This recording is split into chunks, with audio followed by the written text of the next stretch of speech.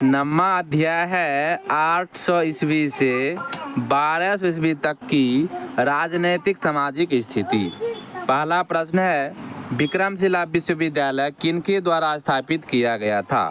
इसका उत्तर हो जाएगा ऑप्शन बी, धर्मपाल के द्वारा। विक्रमशिला विश्वविद्यालय वर्तमान बिहार के भागलपुर जिले में अवस्थित था। इसकी स्थापना 8वीं शताब्दी में पाल शासक धर्मपाल द्वारा की गई थी।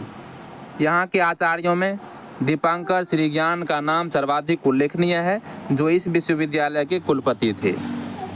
आगे बढ़ते हैं और दूसरा प्रश्न है कि तंजौर स्थित राजेश्वर मंदिर का निर्माण किसने करवाया था? इसका उत्तर हो जाएगा ऑप्शन सी, राजराव प्रथम, 985 ईस्वी से 1014 ईस्वी।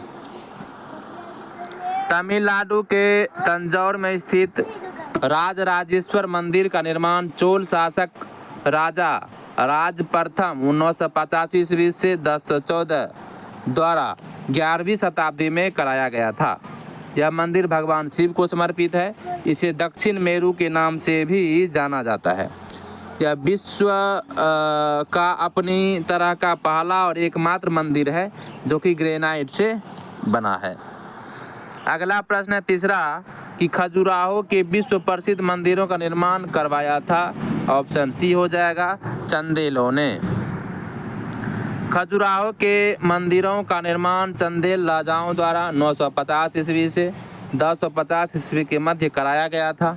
ये मंदिर वास्तुकला के नागर शैली के अद्भुत उदाहरण हैं, जिसमें संपूर्ण मंदिर का निर्माण विशाल चबूतरे पर किया गया है। यहाँ के मंदिरों की नक्काशी हिंदू जीवन शैली के 4 पुरुषार्थों धर्म, अर्थ, काम और मोक्ष को दर्शाती है। ये मंदिर अपने कामुक भाव से युक्त मूर्तियों के लिए विश्व प्रसिद्ध है। चौथा प्रश्न है कि वत्सराज किस वंश का प्रसिद्ध शासक था? वत्सराज किस वंश का प्रसिद्ध शासक था? तो इसका उत्तर हो जाएगा ऑप्शन डी कि वत्सराज जो है गुर्जर प्रतिहार वंश का शासक था। इसका शासनकाल 775 से 800 ईस्वी तक था। गुर्जर प्रतिहार वंश का संस्थापक नागभट्ट प्रथम 730 से 756 ईस्वी था। पांचवा प्रश्न है कि संध्याकार नंदी के प्रसिद्ध ग्रंथ रामचरित की विषय वस्तु का संबंध है? ऑप्शन ए, पाल वंशी रामपाल से। संध्याकार नंदी के प्रसिद्ध ग्रंथ रामचरित की विषय वस्तु का संबंध पाल वंशी रामपाल से था। संध्याकार नंदी पाल राजाओं द्वारा आश्रय प्राप्त एक विद्वान थे। इन्होंने अपने ग्रंथ रामपाल चरित या रामचरित में राजा रामपाल की उपलब्धियों का वर्णन किया है। इस ग्रंथ में पाल शासकों को समुद्र देव की संतान कहा गया है। इस ग्रंथ में बौद्ध साहित्य की उन्नति और तिब्बत से भारत आए विद्वानों का वर्णन भी मिलता है। विक्रमशिला शिक्षा केंद्र का संस्थापक पाल शासक धर्मपाल था।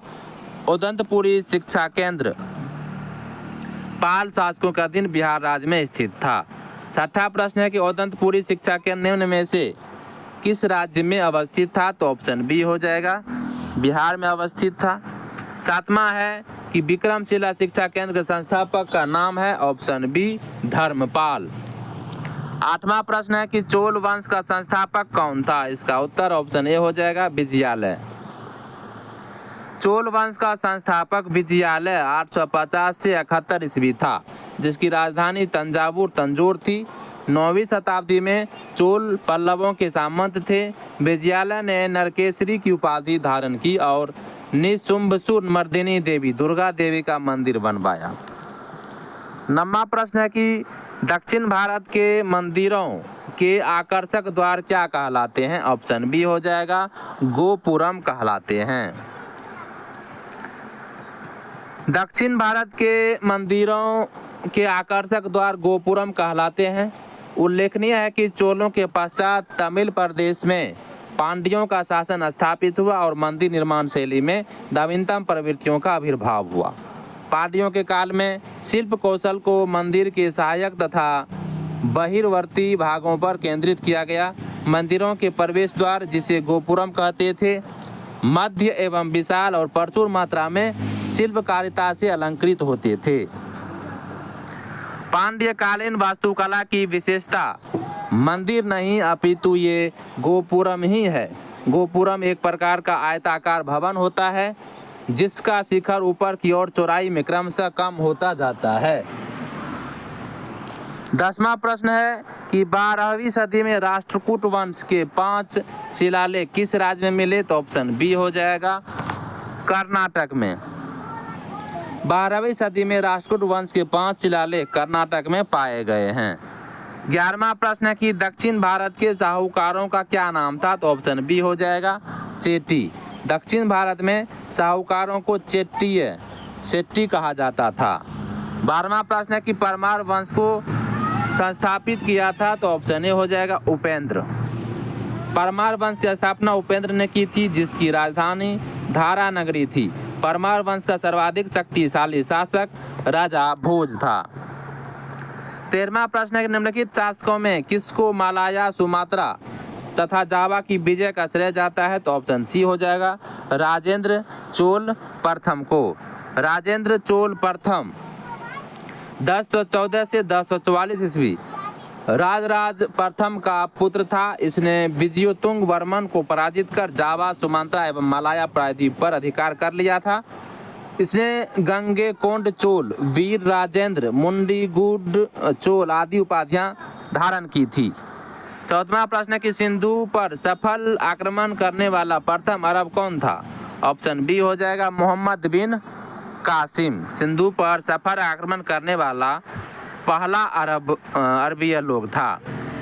इसकी व्याख्या देखते हैं कि सिंध पर सर्वप्रथम अरबों का आक्रमण 636 ईस्वी में खलीफा उमर के समय हुआ परंतु यह असफल रहा। सिंध पर पहला सफल आक्रमण ईरान के गवर्नर अल हज्जाज के सेनापति एवं दामाद मोहम्मद बिन कासिम ने 712 ईस्वी में किया था। उस समय सिंध का शासक दाहिर था। 15वां प्रश्न है कि पृथ्वीराज रासो के लेखक हैं? ऑप्शन डी चंद बरदाई। पृथ्वीराज रासो हिंदी के साहित्य के प्रारंभिक समय की एक महत्वपूर्ण रचना मानी जाती है।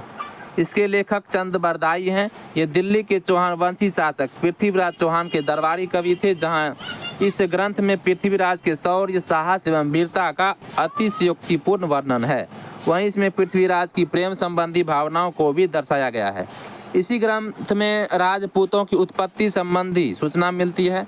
कल्हण ने कश्मीर का इतिहास अपनी पुस्तक राजतरंगिणी में लिखा है। विल्हन की प्रमुख पुस्तक विक्रमांक देवचरित है जबकि जननायक जयानक ने पृथ्वीराज विजय की रचना की थी। 14वां प्रश्न निम्नलिखित में से कौन सा अध्ययन केंद्र बौद्ध केंद्र के रूप में प्रसिद्ध नहीं था? तो ऑप्शन सी नदिया। विक्रमशिला अध्ययन केंद्र में बौद्ध धर्म और दर्शन के अतिरिक्त न्याय, तत्वज्ञान, व्याकरण आदि की भी शिक्षा दी जाती थी। विक्रमशिला विश्वविद्यालय बिहार राज्य के भागलपुर जिले में स्थित है। इसकी स्थापना धर्मपाल ने 715 से 810 ईस्वी में की थी। नालंदा विश्वविद्यालय 5वीं शताब्दी से लेकर 12वीं शताब्दी तक बौद्ध शिक्षा के केंद्र के रूप में जाना जाता था। 7वीं शताब्दी में हैनसोंग भी यहाँ अध्ययन करने आया था। प्राचीन बौद्ध विश्वविद्यालय में उदंतपुरी, नालंदा व विक्रमशिला विश्वविद्यालय थे। नदिया हिंदू धर्म का केंद्र था। 17वां प्रश्न है कि स्वर्ण भूमि का वह राजा कौन था जिसने नालंदा में एक बौद्ध विहार की स्थापना की तथा उसके रख रखाव हेतु अपने दूत द्वारा देवपाल से 5 गांव दान में देने के लिए प्रार्थना की थी? इसका उत्तर ऑप्शन सी हो जाएगा बालपुत्र देव। पाल वंशीय शासक देवपाल ने 810 ईस्वी से 850 ईस्वी तक बंगाल में शासन किया। यह पाल वंश का सबसे शक्तिशाली शासक था। इसने मुंगेर को अपनी राजधानी बनाई थी। इसने प्रतिहार शासक मिहिर भोज को परास्त किया था। बिहार के उदंतपुर में बौद्ध मठ का निर्माण करवाया। इन्हीं के समय जावा के शैलेंद्र वंशीय बालपुत्र देव के अनुरोध पर नालंदा में एक बौद्ध विहार बनाने के लिए 5 गांव की आमदनी दान में दी गई थी। बौद्ध विद्वान वीर देव को नालंदा विहार का अध्यक्ष बनाया गया था। अगला प्रश्न है कि कल्हण की पुस्तक का नाम क्या है? इसका उत्तर ऑप्शन डी हो जाएगा राजत रंगिनी। राजत रंगिनी पुस्तक के लेखक कल्हण थे। कल्हण कश्मीर के लोहार वंश के शासक हर्ष के दरबारी कवि थे। राजत रंगिनी में भारत के प्राचीन इतिहास का व्यवस्थित उल्लेख मिलता है। इस पुस्तक को भारत का प्रथम ऐतिहासिक साहित्य कहा जाता है। लोहार वंश के अंतिम शासक जय सिंह 1187-1159 के समय में लिखित राजत रंगिनी में कुल 8 तरंग तथा 8000 श्लोक हैं। प्रथम 3 तरंगों में कश्मीर के प्राचीन इतिहास का वर्णन है। चौथे से लेकर छठे तरंग तक कारकोट एवं उत्पल वंश का वर्णन है। 7वें तथा 8वें तरंग में लोहार वंश का वर्णन है। 19वां प्रश्न है कि महमूद गजनवी ने अपना अंतिम सैन्य अभियान भारत पर कब किया था? तो ऑप्शन डी हो जाएगा 1027 ईस्वी में। सुबुक्तगीन की विजयों से उत्साहित होकर महमूद गजनवी ने 1001 ईस्वी से 1027 ईस्वी तक भारत पर 17 बार आक्रमण किया। महमूद गजनवी का अंतिम आक्रमण 1027 ईस्वी में जाटों पर हुआ था। 20वां प्रश्न है कि ऐहोल में दुर्गा मंदिर का निर्माण हुआ था? तो ऑप्शन बी हो जाएगा चालुक्य काल में। चालुक्यों की मूल शाखा का उदय स्थल वातापी आधुनिक बादामी बीजापुर जिले के कर्नाटक में था। बादामी के चालुक्य वंश का संस्थापक पुलकेशिन प्रथम था। ऐहोल से रवि कीर्ति द्वारा रचित जो अभिलेख मिला है उसमें कवि ने कालिदास और भारवी से अपनी तुलना की है। इस मंदिर में चालुक्य काल और द्रविड़ शैली के तत्वों की वास्तुकला दिखाई देती है। ऐहोल के प्राचीन रॉक कट मंदिरों में सबसे खास यहाँ स्थित दुर्गा मंदिर माना जाता है। माता दुर्गा को समर्पित इस मंदिर का निर्माण चालुक्य काल में द्रविड़ शैली में किया गया था।